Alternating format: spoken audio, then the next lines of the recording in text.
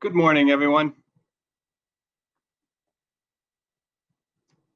I'm Joe Roman, CEO of the Greater Cleveland Partnership, and I am pleased to be here to welcome you to the 12th Annual Inclusion Conference. Sorry for the little delay, but we were maxed out for a moment there, and I hope you put up with us. As many of you know, equity and inclusion is one of 6 divisions that GCP uses to organize and frame our work. These divisions, which also include advocacy, business growth services, real estate, talent, and our small business division, COSY, are more than a blueprint for our organizational chart. They are also pillars of our mission, with equity and inclusion both among them and as a foundation across all of them. Predicated on the belief that advancing racial equity and inclusion will grow our economy, equity and inclusion offers GCP members the resources and tools needed to create inclusive workplace cultures, which, as we know, is an essential practice for growth and success.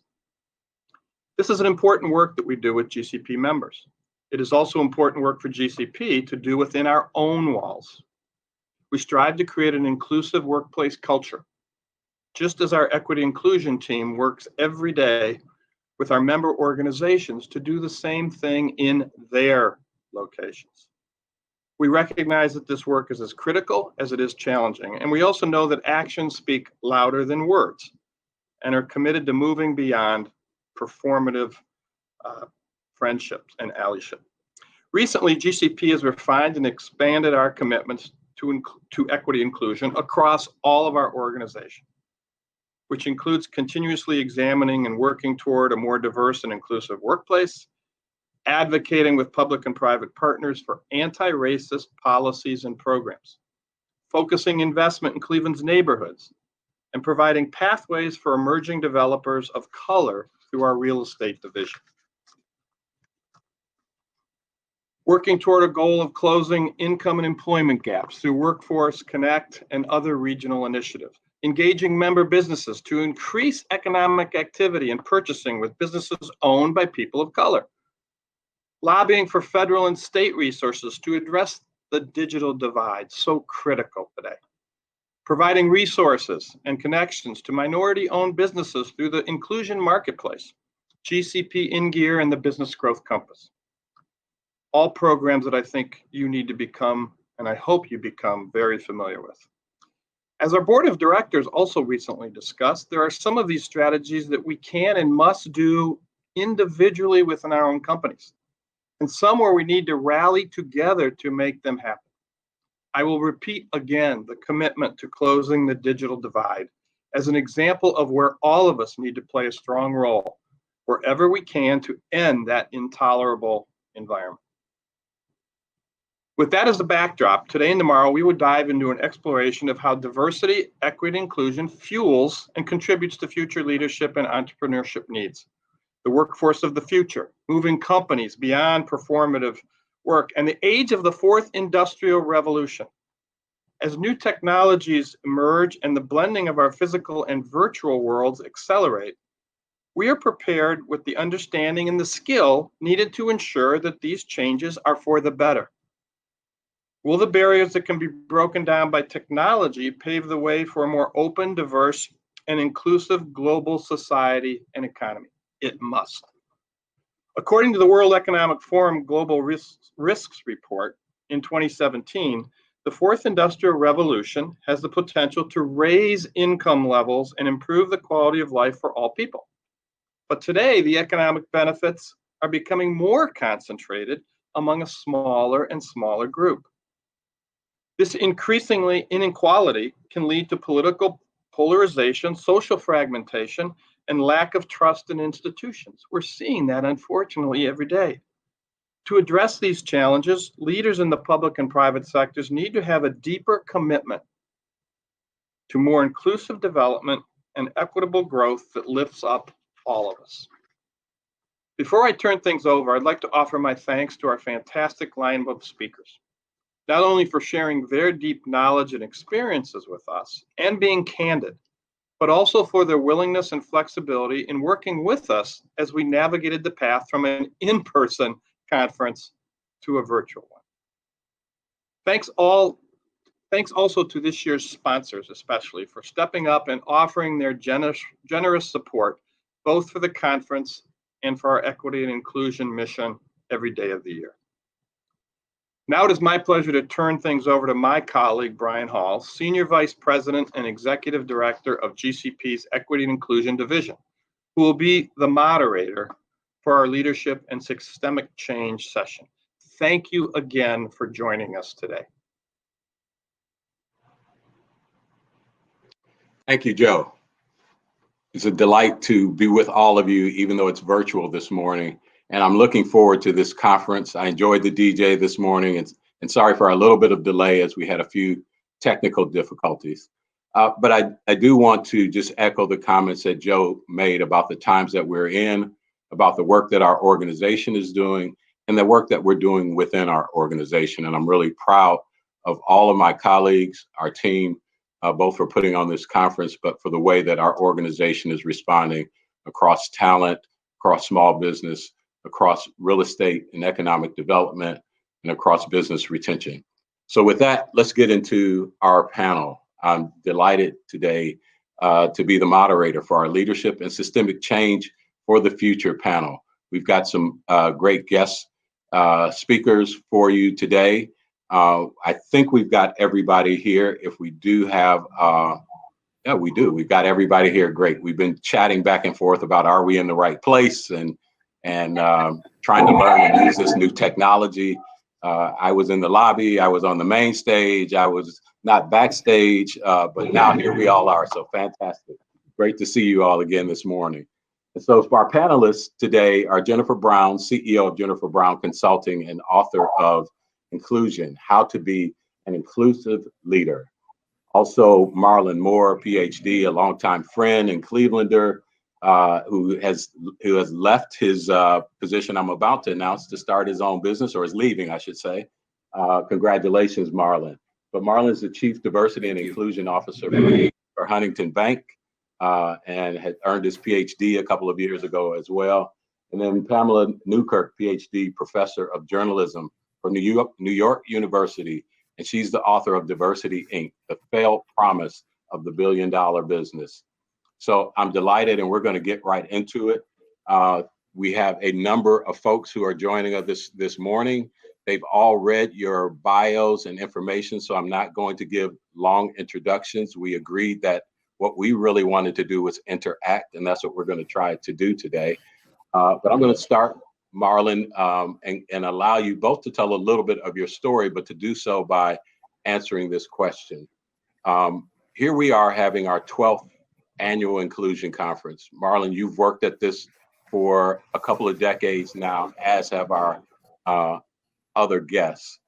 And the question is, why are we still here? Why are we still talking about equity and inclusion today after decades and decades of work, moving from diversity to inclusion to equity? So give us your thoughts, Marlon. Yeah, so first of all, good morning. Glad to be with you all. Brian, thank you for hosting us. You bring up a really good question, and I'll just get directly to it. I think we're still here having these discussions because there hasn't been a universal buy-in that there's a lack of equity in our country. You know, I think if we go back to some of the redlining and the housing disparities, wealth disparities, education, you name it, those were opportunities and still are, unfortunately, opportunities for us as leaders to get involved.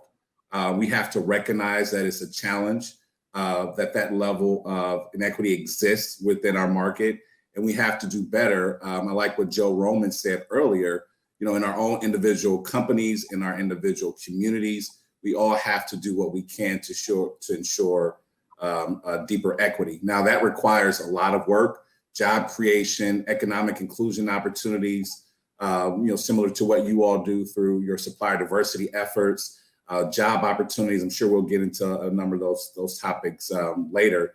But there's just so much work that we still have to do. But the key is to understand why it's important and be ready to engage.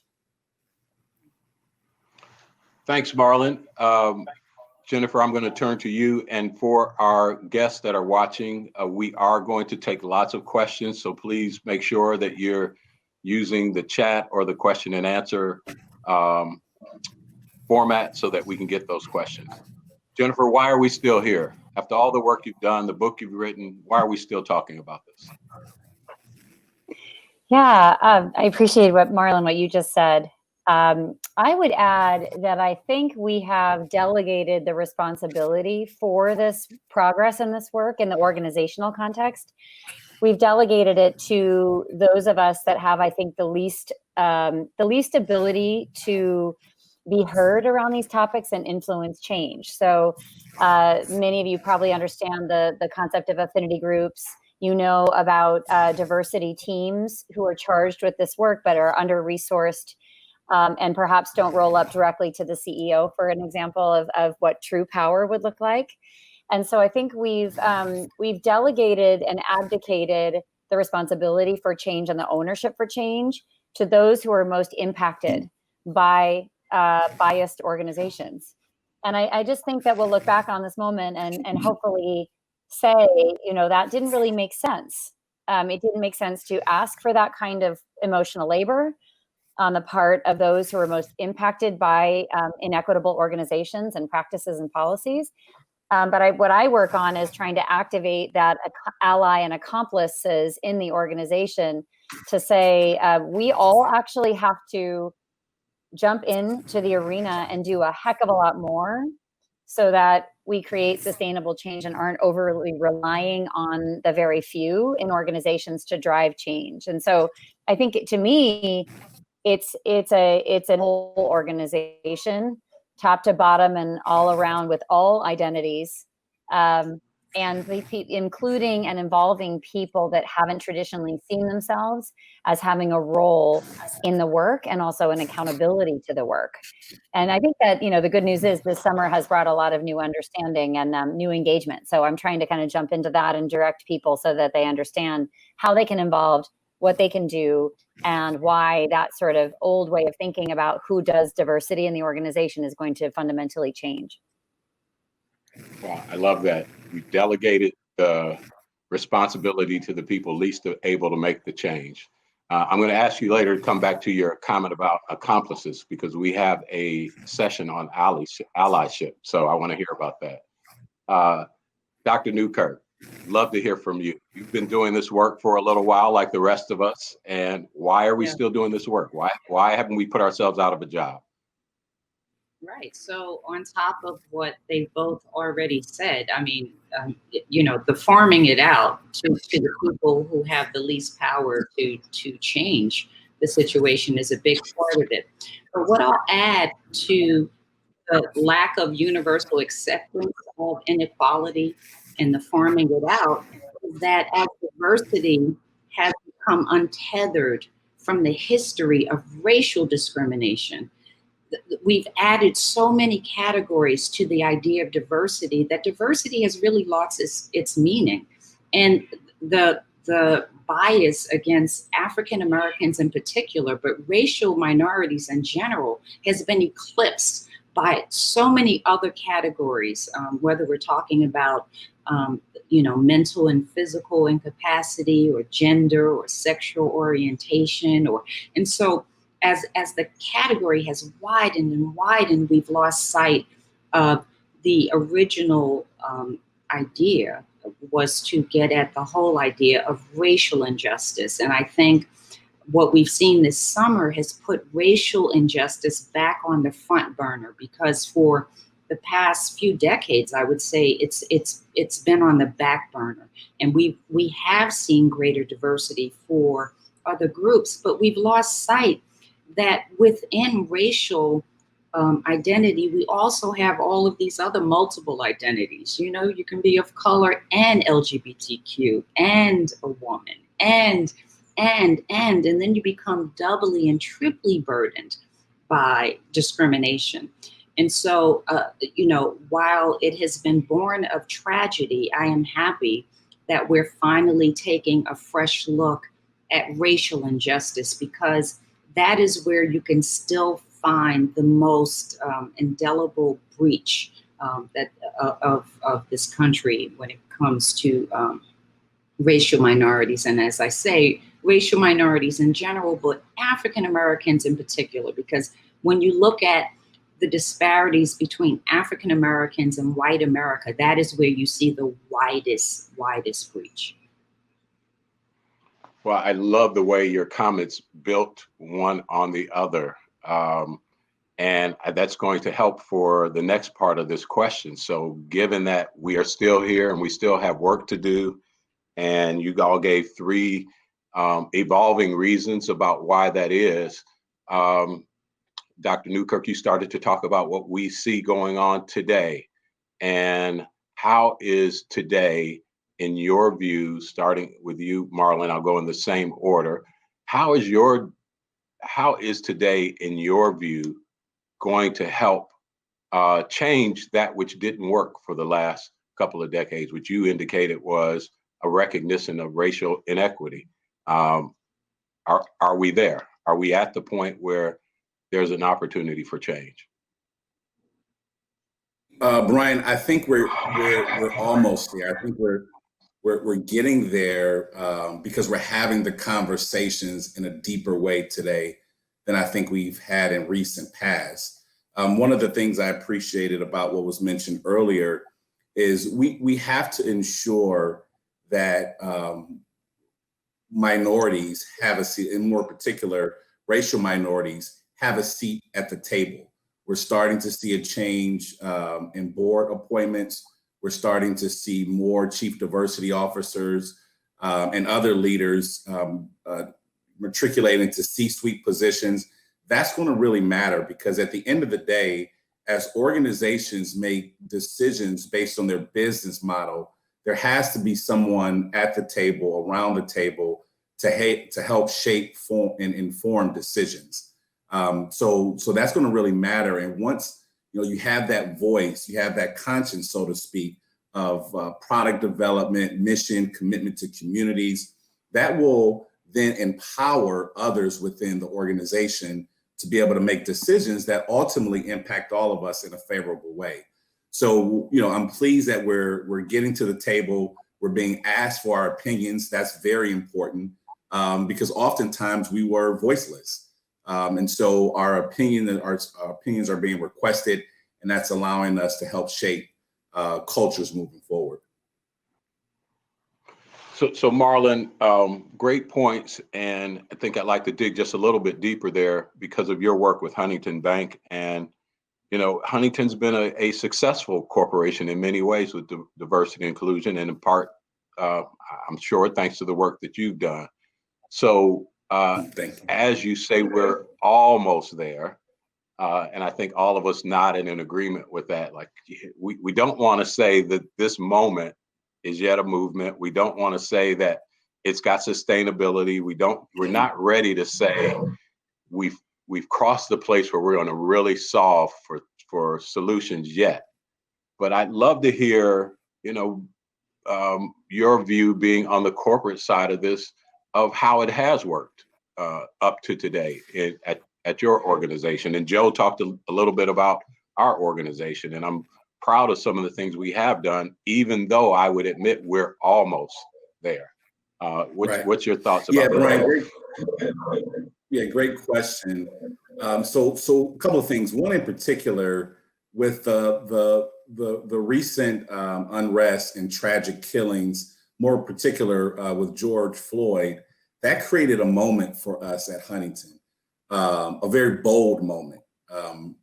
Probably 1 week after Mr. Floyd's death, we held a town hall for all 16,000 colleagues to express their feelings about what they saw, what they experienced, and what they felt at the end of the day, not just for police brutality, but how they felt about us as a company, our response, and things that we can do.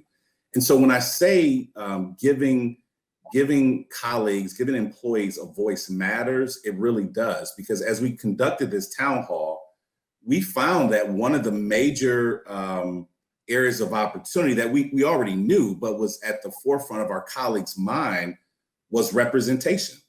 we understood it. We've always been working to diversify our workforce, but that came full circle. And so because of that, there were a number of immediate plans put in place. One, briefly, is an exposure engagement program specifically for ethnically diverse colleagues.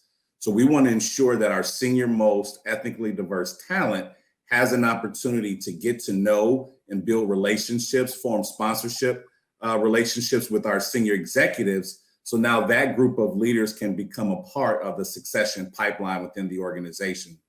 And then the second thing that it really helped us to do is understand the opportunity we had to ensure that not just senior executives had an opportunity, but even those sort of in the middle ranks.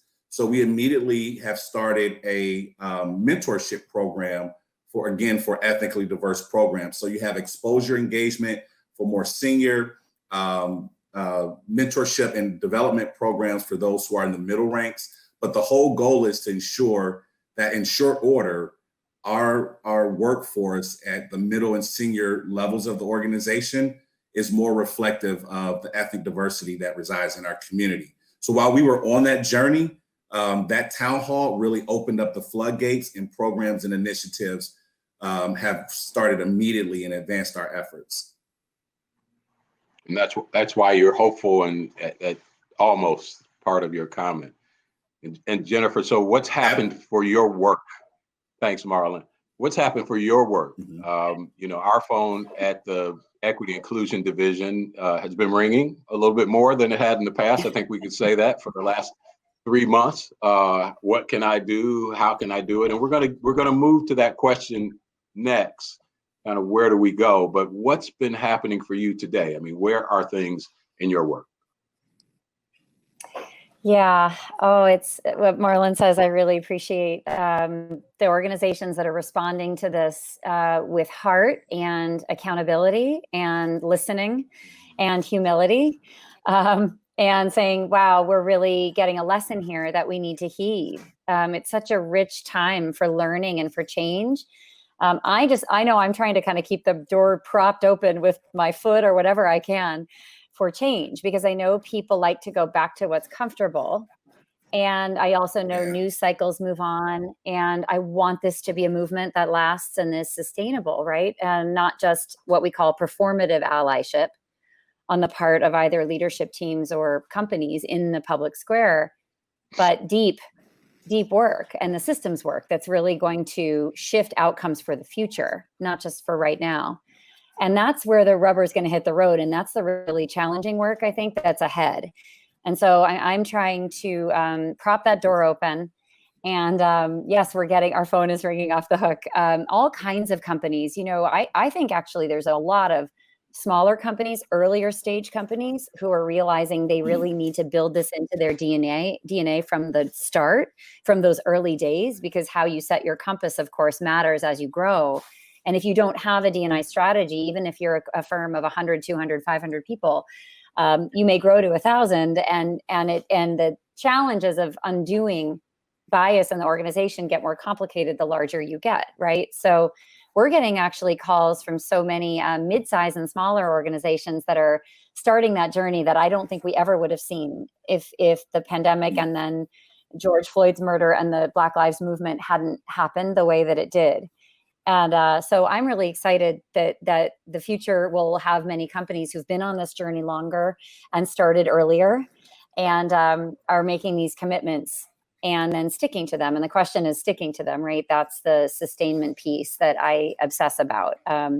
So yeah, I think I'm presenting to a lot of executive teams who are largely white and male. That's tends to be where I spend a lot of my time, and nurturing people through the learning that they need to undertake and be getting comfortable being uncomfortable and reflecting on questions they haven't asked about their organization, about their own biases, their own behaviors, witting and unwitting, and keeping people in the game long enough that they can change willingly and with, I hope, with excitement and sort of hope about the possibilities, because this is ultimately, it's change or die right now. And I think any leader who resists this moment and says this is not relevant to me is not truly, I think, a leader for the future.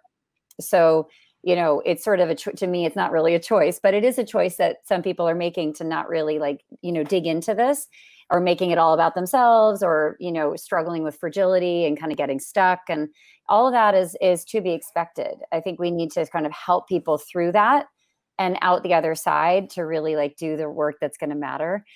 So it's my big priority is keep people in this conversation, as difficult as it is. If we can keep people in it, and we can keep them learning and challenging themselves and being uncomfortable and making that kind of a new normal, I think we can then start to deepen the work and ask the harder conversations, and ease the organization into true systemic change, which is what ultimately sort of keeping that eye on the prize, because that's what's going to change the outcomes for future generations in the workplace. Great. So I'm gonna press a little deeper with you on that question too, because your comment about I'm often having conversations with rooms of white male executives piqued my curiosity, because it goes back to your earlier comment about assigning the responsibility to change this on the people with the least amount of ability to change that. So yes, more white male executives are saying, I've got to be on an anti-racist journey, number one, or B, are saying, and this was a few years ago, our conference was around unconscious bias. Okay, we're going to do bias training, and sort of, okay, we got the bias training done. So we fixed ourselves basically. So in your work, can you handicap kind of what's the hopefulness? I know there's more. We have more who are willing to participate. But if you're in a room of, I'll just say 100 executives that are, as you described, are we 50-50 are going to really take this on? Or we're happy to get 10%, we're happy to get 20%. Can you handicap that for us? Well, that's right. I'm going to dig a little deeper. I would love to hear the other panelists' thoughts on this. I mean, the CEO is the linchpin, of course, right? They can make it happen. They can drive the accountability. So when I meet a CEO like that, I know I can go further, faster, and that more of that critical mass will show up and actually stay in it, right? And that's usually the case, because I probably wouldn't be there if the CEO didn't support the work. And so, look, carrot or stick, right? I'll take either one. When people get brought to the table for a variety of reasons, I think that we have to still have an open mind about look, sometimes our biggest resistors can end up being our biggest champions. That, I've seen that evolution happen and that flip happen for people. And so, we think of it like maybe a bell curve, with the middle being the biggest space that you can shift and make the biggest difference. And I think people in the middle are that sort of, I'm a good person, I'm unfamiliar, I'm not resistant, I just need to learn more, and then I need to apply it and understand what it looks in a concrete way. And so I do think that's a very productive conversation where there's a lot more openness to that now. The onus is on us, I think, to translate this into real organizational and leadership behaviors and actions. I mean, it's on all of us that build the strategies, and I build them from the outside, for making this doable, measurable, manageable, integrated into everything you do every day. So it's not training. Training's not the answer. In fact, we often refuse to do that when a lot of other pieces aren't in place. And actually, our firm does a lot of D&I strategy work. If you have a solid strategy for the coming year, training is a piece of that, but training is not the panacea. It's not the end all be all at all. You need a good strategy that you're treating just like you would treat any other business strategy, with the metrics, with the accountability, with the right alignment, with the stakeholder buy-in. All of those things need to be there, and then you're working your plan. To me, that creates change.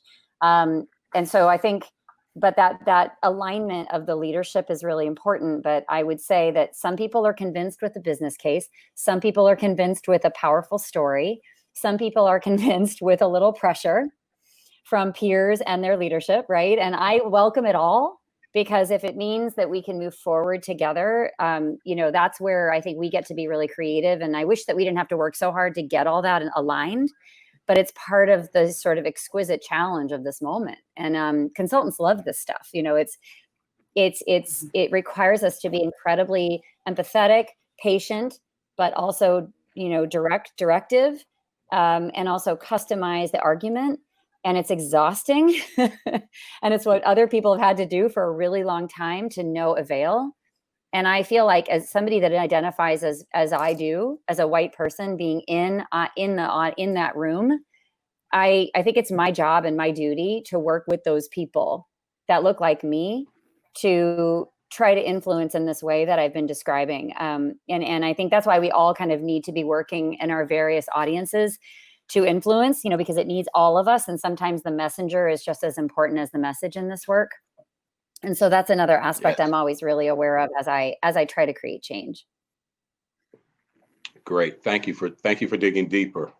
So Pamela, same question for you. I mean, your work today, how's it showing up currently? How are we addressing what's been missing for the last couple of decades that you see in your work? Well, the biggest change for me, and the most hopeful sign, is that we no longer have to debate whether we're in a post-race America. I think now we're all pretty much on the same page. We are not post-race. We have not slayed that dragon.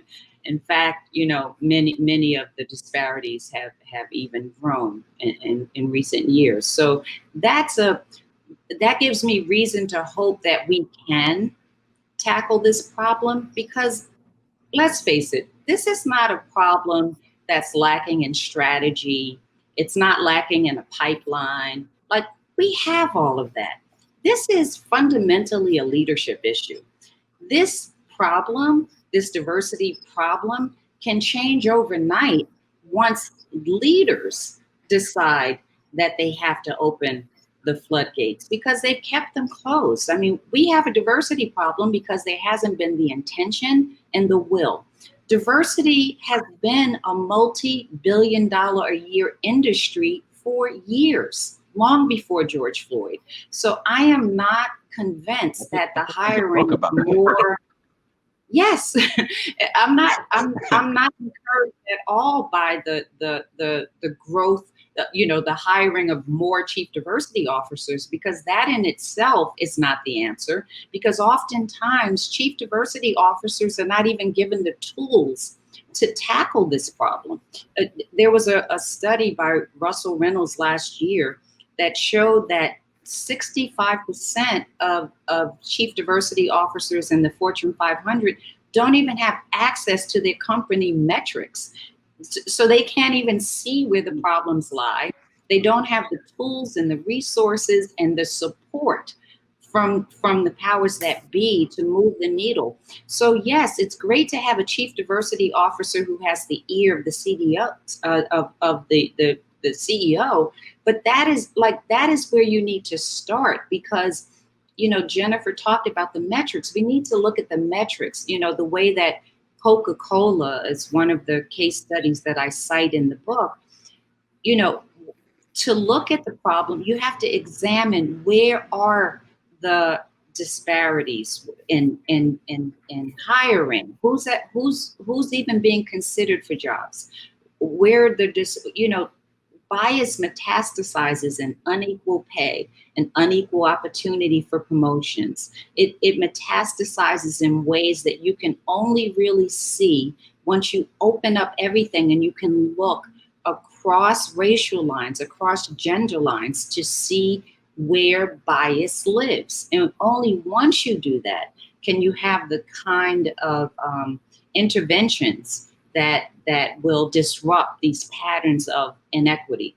And one other thing that I will say about this, Jennifer alluded to training and how she doesn't do it. And I was so happy to hear that, because that is usually the first thing that these companies do. They'll get in these anti-bias, trainers, and every study has pretty much conclusively shown that training doesn't work. And even worse than not working, oftentimes it triggers a backlash, particularly among white men who who become even more resentful over the training. There was a study out of Harvard that showed that 5 years after mandatory training, the percentage of women and Asians, the percentage of African American women and Asian men and women in management actually dropped after years of the training. So we have to stop this like checker box, like drive-by diversity, with all of the, this apparatus of diversity, which companies are more than willing to spend billions of dollars on, and instead get into the interventions, disrupting these patterns of bias. And it sounds like that's the kind of work Jennifer's doing. Brian alluded to also mentoring. Mentoring doesn't cost money. Mentoring is buy-in. Mentoring is investing in the talent that you have in your midst. And so we need to stop looking at, all of the things that have been done over the past few decades that have made diversity a multi-billion-dollar industry without increasing diversity. And we need to look at the models that have borne fruit. Great. So as I dug a little bit deeper with everyone else, you've mentioned the billion-dollar industry a few times, and I mentioned your book about that. What are some of the things that you've seen that $1 billion to be spent on? We talked about training as one of them. What are some of the other things that corporations are doing that might be the wrong things to do? Yeah, well, they have this whole infrastructure of diversity with like the well-paid, SARs and they have these offices, this huge apparatus, which would be fine if it was given the actual resources and the strategies that actually increase diversity. But oftentimes, they're people who are marginalized, as Jennifer alluded to. They're the people with the least power. Oftentimes, these CDOs, even with their fancy titles and nice salaries, are often not at the table. They're often the last ones who are looked to for advice on how to solve this problem. And so until you actually give people the tools to do this work, and until it's owned by leaders and not farmed out to the consultants and the CDOs and all of these people who don't have the power to change anything, until it becomes something that leadership is owning, the needle is not going to move. And I don't care how fat that diversity apparatus is in your organization. Without the tools to actually move the needle, the needle is not going to move. Some of the people who I interviewed for the book said that they were treated like fire extinguishers. So when there's a scandal or something, or even like the George Floyd situation, everyone recognizes in the moment that there's a problem, and they hire a chief diversity officer, and they start the whole cycle all over again without really investing in that person to move the needle. And that is what needs to happen. We need to move the needle and not do this whole cycle again of hiring people, not equipping them with what they need to actually change this. We have the strategies, we have the people with the know-how, we have everything but the intention and the will from leadership. This can change overnight with that. Well, thanks. So we're going to get to our questions in about 5 minutes. We're trying to work out some technical difficulties of being able to see the questions that may be coming across. But I wanted to move to what's next, and how this time around, as Marlon said, almost are there in terms of recognition, as we have more leadership willing to take a look at what needs to be done. As there's more information about how to do it, what do we do next? And I think that, if you think about all of your responses, you went right towards the title of our session. I mean, this is about leadership and systemic change. And so, you know, as you were talking, Pam, I was thinking about the Fortune 500 and the leaders of the Fortune 500. And I think there's less than 4 African-American leaders of Fortune 500 companies today. Exactly. The numbers are on down. One of them, and this is a shout out to our sponsor. One of them, Eaton, is a sponsor of our conference.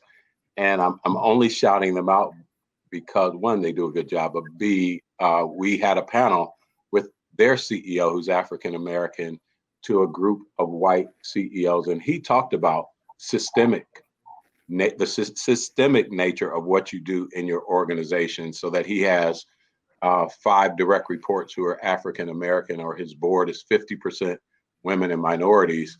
And he got the job because of the systemic nature of performance leads to advancement in their company, regardless of race or gender.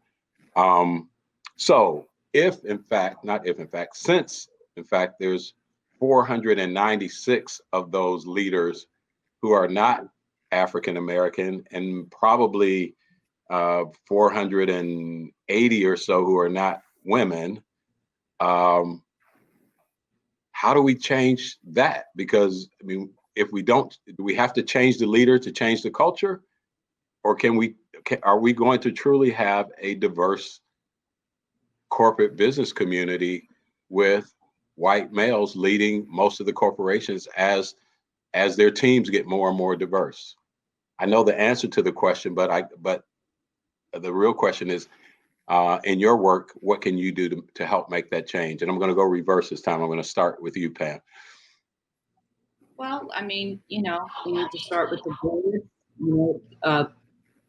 Board diversity has been an issue for years. That, every year there are reports that show that the needle is barely moving. It's moved some, but not as much as one would think.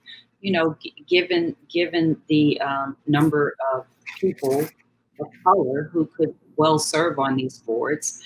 So we need better board leadership. And, the thing that encourages me too is that this generation of millennials, they're far more conscious of who they work for, the kind of organizations they want to work for. The competition for talent and for those people, by the top firms, they care about board diversity. They care about company diversity. They care that they work for organizations that they can feel good about. And that's something that could help drive the kind of change that we need to see. It's not going to just happen on its own. It's only going to happen from the kind of pressure that we've seen brought to bear by the kind of protests, sustained protests that we've seen on the streets, the greater awareness. But let's face it, this is going to be an all hands on deck kind of issue. Everyone, we have to keep talking about it. The media has to pay closer attention to it. The protests have to continue when they need to be out there. So it's these things never happen on their own. Any kind of systemic change that we've seen in this country has been born of kind of a revolutionary spirit. People taking to the streets, whether we're talking about, the end of slavery and Reconstruction, or we're talking about the civil rights movement. It was people out in the streets demanding change. So we're in that kind of moment again. And as Jennifer said, everyone is saying, we have to make sure that this is a movement and not just a moment. Thank you. Jennifer, what are your thoughts on the topic? How do we make leadership a systemic change when the leaders are who they are? Yeah. Oh, I love it. Thank you. Such a good question.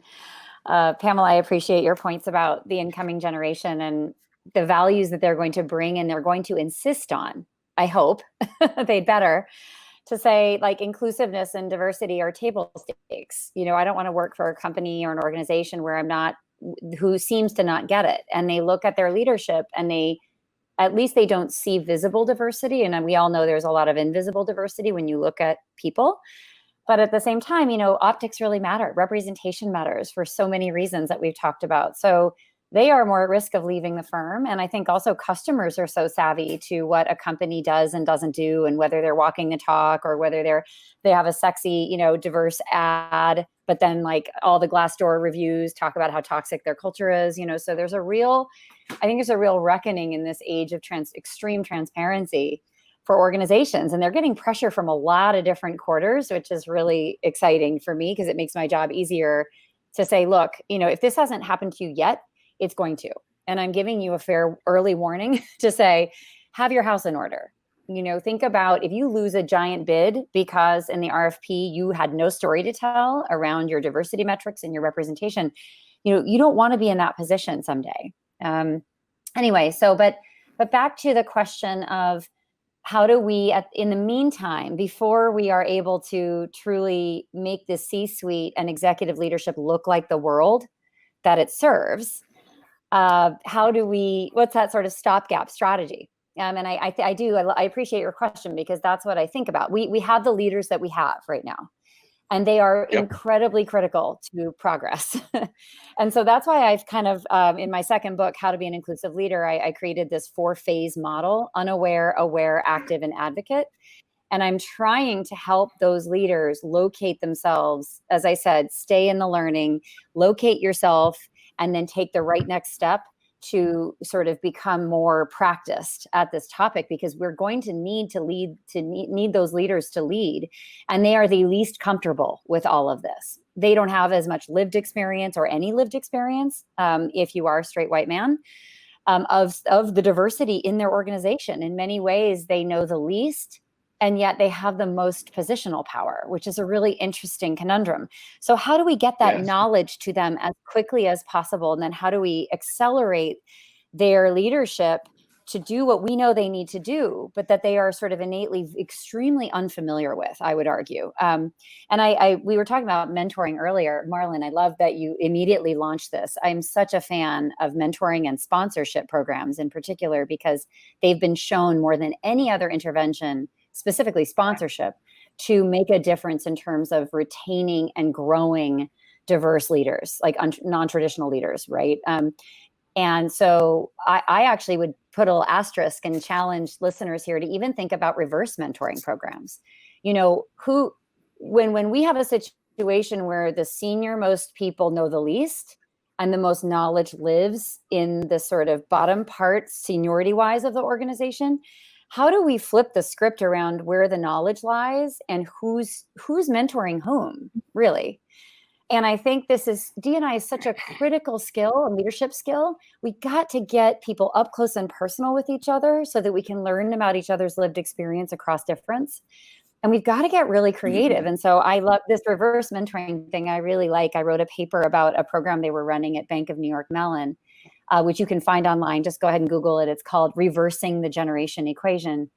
And it just captured my imagination, because I thought, what better way to expose our executives to somebody's direct experience of what it's like to work in an organization, same organization, totally different experience, and help them accelerate their journey so that they can lead and do their job, because we need them to do their job very desperately. Otherwise, none of these things that we build from the bottom up in organizations organically. I'm a big fan of, ERGs and all that, but like Pamela and everybody else has pointed out, it's like a sandwich. The top of the sandwich has to be there. It's got to be there. You can't just have it. Well, I love open face sandwiches, but you need the top. You need the top of the sandwich, right? To sort of complement organizational change, you need all these lined up and participating, right? So how do we get that learning to people? How do we get that exposure? We call it proximity to difference. Executives live in a bubble, and we've got to break through that in order to kind of enlist and equip and inspire them to step in and use the power they have, because we need that power, and there's nothing we can do to replicate that power. They have a very unique access to the levers of change. And so, like Pamela said, it is a necessary. If you ask me what the number one key thing to have, it's leadership alignment and true buy-in. Like you said, Pamela, that would be my answer, truly, because otherwise, we're doing a lot of sort of good work, but it's not capped with the right the people who have the most leverage at the end of the day. Thanks so much, Jennifer. Yeah, go ahead. I just wanted to add something to what she's saying, because it's the leaders who can incentivize the change, right? They can incentivize people beneath them, like to actually see this kind of change. Because when you work in an organization, you know what really matters for your advancement. You know what the leader really cares about, right? You know when it's just rhetoric around diversity, or when it matters, when it's incentivized, when it's your bonus is tied to it, or your promotion is tied, like when it matters. And there's nothing that will change this more than that kind of leadership. So you needed the actual leadership that's going to only come from the demands that people are making in the streets and in how they shop. And it's going to come from the need. I love that idea that Jennifer's talking about too, of the reverse mentoring. It's going to come from the need to understand this new generation of workers, to understand just how they need to lead this new generation. It's different. Anyone who's been around millennials know that they're different. Mm-hmm. Great. Thanks for adding that.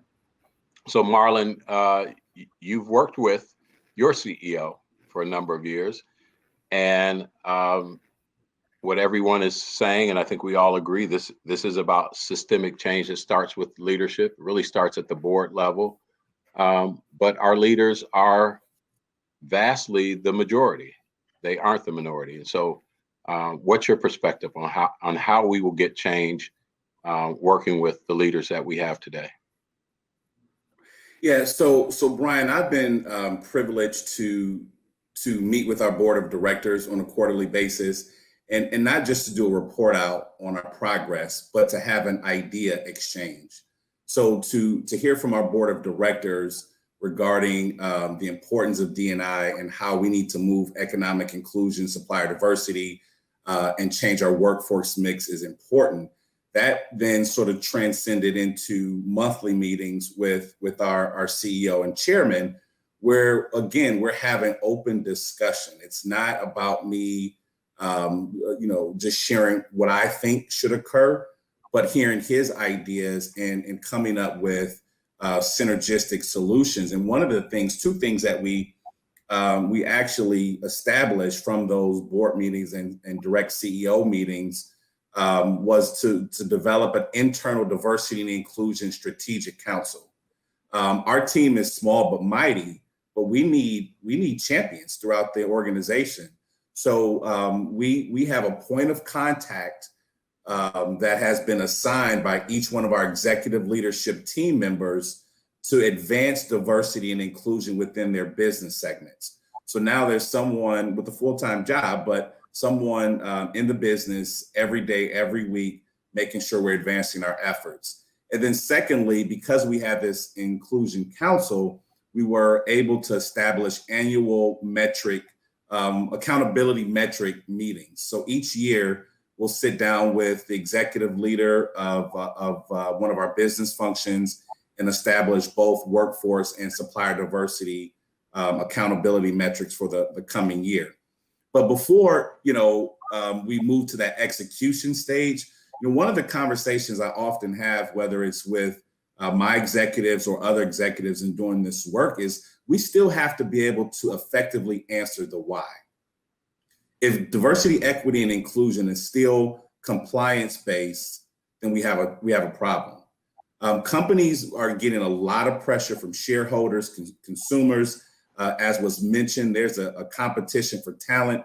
So an organization and its leaders at multiple levels have to understand that decreasing the wealth gap, decreasing the health disparities gap, ensuring that there's pay equity within your organization, it strengthens the communities in which we operate. It literally does.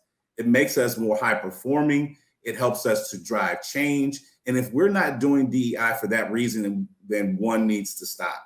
And so, as we've gone internally from high-level meetings to council meetings to accountability metrics, there are a few things that always need to remain in focus. One, How do we attract talent? Where are we looking for the talent? What organizations are we introducing our hiring managers to? Then secondly, retention. That's where our affinity groups really play a big difference.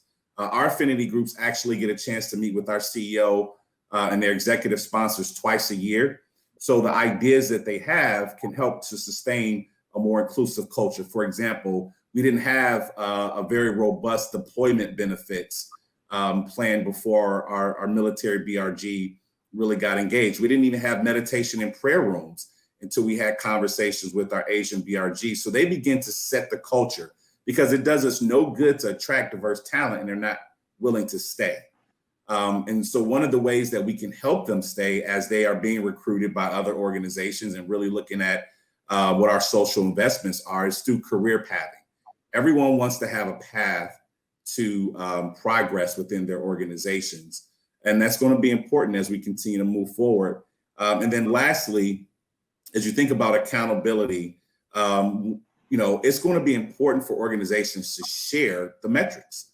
There's nothing to hide behind. If you need to make progress, that's what we're all here for, is to make progress, but you have to show your colleagues how you're doing from a new hires perspective, promotions, slate diversity. And the one metric that I encourage companies to not take for granted is the engagement score. If you don't have a diversity and inclusion index as a part of your overall employee engagement survey, you need to include one, because that is a very strong indicator of progress across all levels of diversity within your organization. So we have to be consistent about the why it matters. Why is it important for our organizations, our performance, and our civic engagement? But then we also have to attract, retain, help develop, and hold everyone accountable with consistent communication of metrics. Great. Thanks, Marlon. We've got about 20 minutes for questions, but I cannot see the questions. So I've been looking down and expecting some texts and checking my email. So I'm saying it out loud on this live Zoom. If someone can get the questions to us, we'd love to have to get direct answers. But there's more that we could talk about here also. One of the things that I thought I would ask each of you is whether you had a question for one another. Is there something about each other's work that you might want to get a little more insight in? So I'll give you a chance to think about it. So Brian, I have a broad question for either Pamela or Jennifer. In my role, it is extremely important to have a very positive working relationship with key strategic partners internally. So whether it's corporate sourcing on the supplier side, talent acquisition, talent management, total rewards, you name it, they play a role in ensuring that this strategy works. I mean, you can't talk about diversity within the succession pipeline if you don't have a relationship with the director of talent. So my question is what advice would you all give a D&I practitioner to build synergistic relationships with their key internal partners? I mean, just listening to you, I already know they're lucky to have you, and you already have the kind of support from the top and from the board that is essential to moving the needle. And you've said one of the magic words in this whole thing: transparent metrics. like you have to be able to see, right, what's going on, how this thing is working or not working, what needs to change. And so what I would say to anyone who really wants to know how to do it is to talk to people like you, to talk to people like Jennifer. You're both saying what I rarely hear said in these conversations.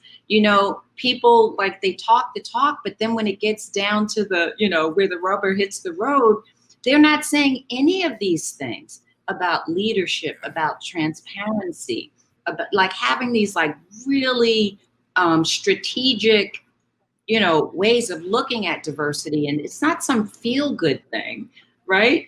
And you have to have a reason. What is the reason? Is it, your shareholders want it? The public, like everybody wants this thing, right? But what has usually been lacking is the leadership kind of holding on to this power and how to change that. But anyway, this is not answering your question. It sounds like you already know the answer to that question, how you get the buy-in all the way through the organization. Because I think that the buy-in comes from knowing what leadership cares about anyway, right? And then having these conversations within your organization. Jennifer probably has even a more direct way of doing it because that's what she does, the consulting piece. But I do think that people are very attuned to what leadership cares about. And it sounds like in your organization, this is something that is a fundamental goal that everyone is going to know is real and not just rhetoric. So Jennifer should answer. Thanks. I know. I know we have some questions coming in, but I echo you, Pamela. It's clear Marlon is a talented practitioner, and he not only knows the answer to the question, he's doing it. Exactly. Likely. But I would tell you, when we talked about this, the limited resources of a D&I team and the need to leverage relationships through others and build partnerships with others so that you actually are at the table and invited into the conversation of co-creating goals. Like, what does success look like? I'm sure Marlon's partners in talent acquisition and talent management and HR and corporate social responsibility come to you and say, what are we missing? Are we applying a D&I lens or an equity lens to everything? Can you look at our strategy? Can you help us think about the goals that we're choosing? Are they the right ones? And then how do you recommend we go after them? And that's, it's a valuable seat at the table for us to be thought of and included so that we truly kind of share each other's goals and create them together. And then we support each other in achieving them. And so I'm sure Marlon has those kinds of relationships, but don't get siloed because that can really kill you in this work. Like, you've got to you have to touch every key function around you and make sure that you're influencing their thinking. And that's our role, to sort of work, because we're small and we're under-resourced and we're one voice. We've got to be like amazing at leverage and influence and relationship building. Yeah. Great. So I appreciate do now have a Brian, I was going to say really quick. Go ahead. Brian, I'm sorry. I was going to say really quick. A, I appreciate the comments. And B, I asked the question largely in part because I know we have a lot of diversity professionals as a part of this webinar. And I'll be honest, I could get nothing done if I didn't have alignment with our employee, our HR business partners, talent management, all those partners I mentioned. None of the work would get done without partnerships with them. So thank you for allowing me to put that out there. Oftentimes, as Jennifer says, they are siloed. HR is over there and D&I is over there, and they often don't come together, right? And I don't even see how either can be successful without working together, right? What are the professional networks of color that are not being tapped? What are the schools that are not being tapped? Like, there are all of these ways that they should need to work together to drive change. Yeah. Great. Thanks, Marlon. I was going to say exactly what you said, even though Jennifer and Pam both said, Marlon, you already know the answer to that question. We've got an audience of folks who probably know the answer, but are having those challenges. And I did get the questions coming through. I knew if I put it out across the virtual world. Now I'm getting emails and texts and Teams chats. I'm getting the questions from everywhere. So let's jump into them while we still have a few minutes left. And I won't ask each of you to answer everyone, but this one, Pamela, we'll start with you. You shared that we've been untethered to our history. How big is the challenge to establish a truly shared understanding of our nation's history? Oh, it's a huge challenge that we're just beginning to recognize just how vast this well of not knowing is, right? Of our history, particularly our racial history.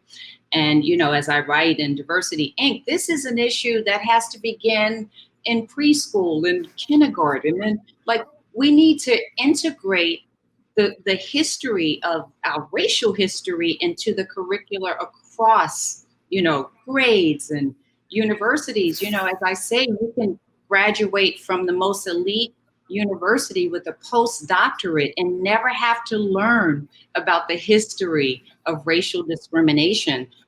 Many people think, oh, well, there was, the emancipation and then we were good. It's like they don't know the myriad ways that bias has prevented people from having a fair share in this experiment called America. And so until people know, until we have a level playing field of knowledge, until we can really address this racial illiteracy that is embedded in all of our institutions of higher learning, let alone every other institution, without that, we're never going to be on the same page where we can understand who we are as Americans, right? Like, who are we as Americans? And I think we're beginning to scratch the surface. People think of the whole issue of Confederate monuments as the thing, but those same kind of monuments are in cities like New York, the city of my birth.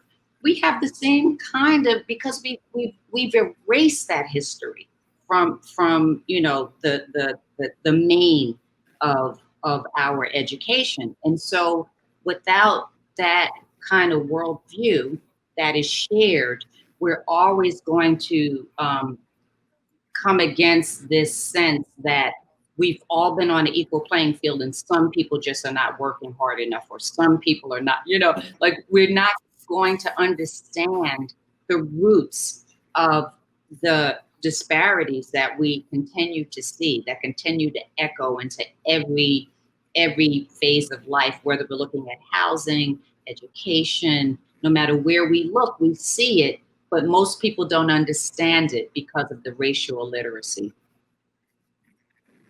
Well, thank you so much for that. And I'll just add to that before I go to the next question from another panel discussion that I was on, that perhaps it's time that not just American history, but world history be rewritten, and be rewritten in a way that is inclusive of all of the facts, because what could happen in trying to tell a racial history or an ethnic history from one perspective is that you lean too much in that direction, and we don't get all of the facts. And our American history, unfortunately, is just missing so much of what our real history is. One of my colleagues recently at a major university that uncovered the number of slaves that were used to build that university, the university decided to do a memorial to all of the slaves, all the names that they could find on the campus, to recognize those slaves that had built the university. But that had not been a part of that probably glorious history of that university that was just buried somewhere. And it was interesting that my colleague who built that memorial, was selected to build that memorial, was also selected in that town to remove some of the Confederate statues, and talked about the death threats that he and his company have received because of it. So I think there has to be just a retelling of history, period. Let's just put it all out there, the good, the bad, and the ugly. Question number 2, and this got sort of to your question, Marlon. What are the most common organizational barriers we need to attack? And so I'm going to throw that one back at you, Marlon, since you threw that question over to Jennifer and Pam. And you also have been a participant and know some of our audience.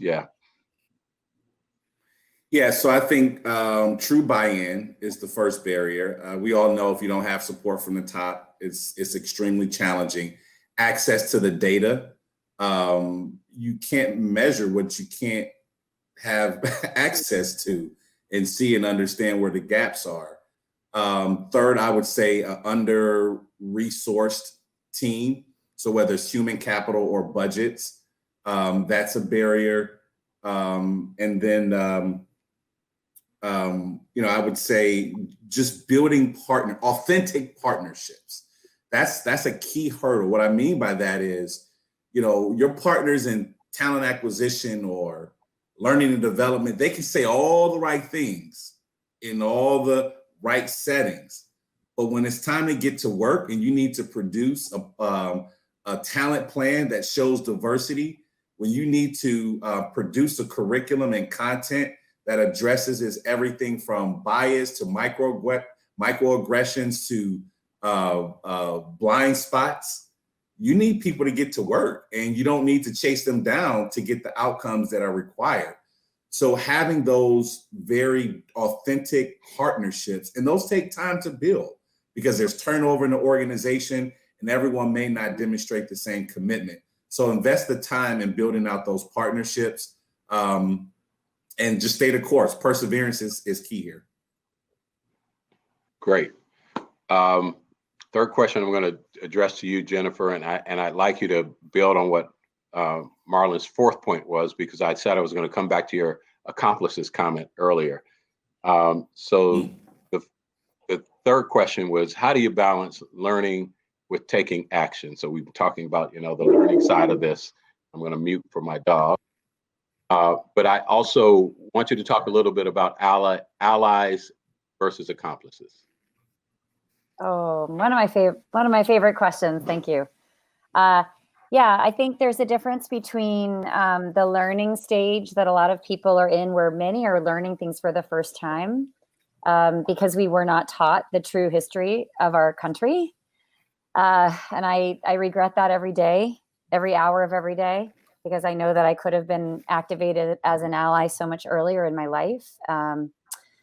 But so we're trying to make up for lost time, right? And sort of a broken system where the history is written by the quote unquote certain groups and not others. Anyway, so the learning piece is really important, but then to activate around the learning is I think another leap into the unknown for people, meaning I'm going to use different language. I'm going to stand up and use my voice. I'm going to challenge people in my peer group, perhaps, I'm going to take more risks. I'm going to go more public about what I'm learning and ask harder questions and make people uncomfortable and make myself uncomfortable. And so I think that evolution, the problem with unconscious bias training was that it left the learning and it did not action anything. And so it is an ineffective, ultimately an ineffective process. It's good information, but to me, the flaw in it is that it does not move to action and say, okay, so here's how you eradicate. You will not eradicate bias. It's hardwired into us. But here's how you can interrupt it. Here's how you can observe it in yourself and others. Here's what you can do instead. Here's how you should talk about it. And then giving people a chance to practice that and to build a muscle around activating is, I think, this next piece that I focus a lot on, which is like, how can I lay out what that looks like and then provide that space, practice, reflection, feedback mechanism so that people will develop a muscle of being anti-racist. As we've been talking about, what does that look like? What does it sound like? What do I do?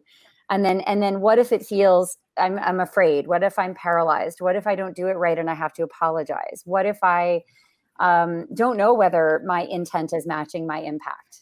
Right? We're in a feedback vacuum constantly about this stuff. And we also don't want to want to overly lean on others to teach us about their experience, right? And say, did I do this right? Did I do that right? That's emotional labor that we shouldn't be asking for too much. So accomplishing is not just performance of allyship, but it's literally like, I'm going to jump in the water when I see you drowning. I'm not just going to observe you from the banks, from a safe distance. I'm with you. I'm alongside you. I don't need any glory. I don't even need to be seen, but I am here, and your success is bound up with mine. And if we could generate that is accomplice. And people have different opinions about words. Some people really don't like ally. They have very strong opinions about it. So just, as we go through our work here, just pay attention to words. I like to say I'm only an ally if somebody in an affected community calls me an ally. It's not something that I can slap the badge on and say I am done, because we're never done. It's a journey. There is no destination, and the destination is not the point. It is literally working the plan every single day and building up that muscle and earning it every day in the eyes of those that you hope to be an accomplice alongside. And so that feedback piece is critical to say, is my intent to be an accomplice matching the impact that I'm having? If not, why not? And what can I learn and do differently? And then it's managing your white fragility in those moments too, because it's difficult. We're human. It's difficult to be told that my best efforts and my heart's intention is not working. And so I do think we have to hold the space and grace with each other and for each other as we go on this journey too. And remember, there is no such thing as somebody that didn't, none of us were always comfortable speaking about all diversity dimensions. You know, as an LGBTQ person, you know, I know that that there are others that are in that sort of effort stage and getting things wrong and not saying the right thing. And I would never, ever shame them. I wouldn't call them out. I would call them in. If we miss something, you know, I would do it respectfully and I would say, hey, you know, I'm in this community and I appreciate your effort and here's what I might say differently and here's what you might want to look into. But it's that grace for the learning that we've all been there, and we can't forget that. There's none of us that's a finished product. So I always try to keep that in mind, that we're all simultaneously, many of us have a marginalized identity experience and we also have a privilege or privileges that we can activate as accomplices. And so we, as an LGBTQ woman, I have a tremendous amount of privilege based on other identities. And that is what I'm focused on activating every single day. And I think that's true across all of us, that we are probably underutilizing the access we have, the platform we have, the ability to create change that we have. And so I try to sort of explain my own story in hopes that we can sort of de-weaponize the privilege word. And say, look, it just is purely what makes it easier for you to walk through the world. That's it. Safer for you to walk through the world. Rooms you can get into, conversations you can have, challenges that you can do that without penalty. That's it. So if we can activate around that stuff, then we've got the hope of transforming systems. If we all kind of played our part and did a little bit more. So I hope I answered the question. Great. Thank you. I was going to try to get around for 1 minute of wrap up from each of you, but it is now noon. And so I'm going to end us on time with a huge thank you. You have provided very valuable insight to our audience. And if we were in the room, I'd ask for a round of applause, and I'm sure you would get a rousing one. This has been a great discussion. I've enjoyed it immensely. Thank you so much. Thanks everyone for attending. Thank you. Bye-bye. Bye. Bye. Wow, what an awesome session. Did you catch the nuggets that Jennifer Brown, Dr. Pamela Newkirk, Marlon Moore, and Brian Hall shared? Thank you for our panelists and our moderator for such an engaging session. I feel energized and ready to fuel the future of work. Our next session of the day, Entrepreneurship, Resilience, Successful Again, will begin at 1 p.m. Enjoy your lunch break and music from DJ Julian.